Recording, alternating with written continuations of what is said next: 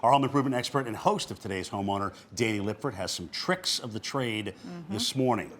All right, Danny, so the first thing that is one of my Achilles heels is people don't turn off their sprinkler systems.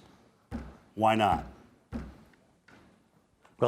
Well, it certainly can be a big problem. You just don't think about it, but a lot of times those pipes are very shallow in the ground, very susceptible to a lot of freeze damage. A pretty easy way of handling it. Well, first of all, you want to turn off any water coming to this. A lot of times that'll be a cutoff right out by the street. And then take your head off the end of this. Just take it completely off. Then you can use your shop vac to actually put it over it, put a cloth on it, and pull all of that water out of your irrigation system. If there's no water there, you're not going to have any damage. Very, very easy to handle that very, very quickly. Now, you'll have several different zones on your irrigation system. You'll need to do this to each one, put the head right back on, and you're in good shape. Danny, can you turn the water off at the street and then run the system?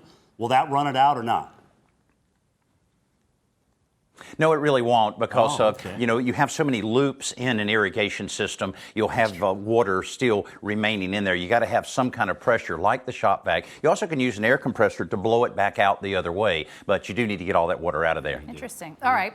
So let's talk about the outside of your home and what you should do to prevent the cold from entering. Are there any little tricks?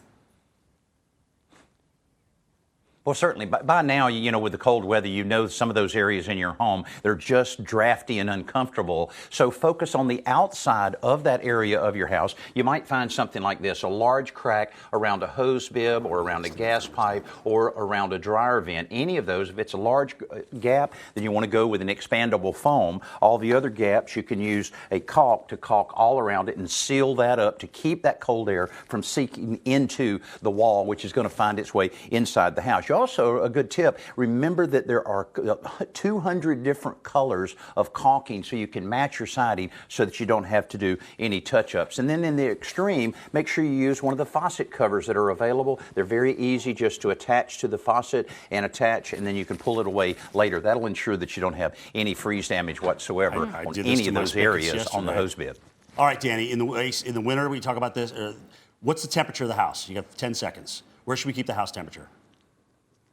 Okay. Well, I tell you what, you can argue about that all the time, but ideally, if you can make it 68 degrees is going to save you the most money all the way around. Programmable thermostat will allow it to adapt to your lifestyle and save you money 24 hours a day. That's a great investment for your home. Danny, you're a great investment. Thank you for coming on this morning.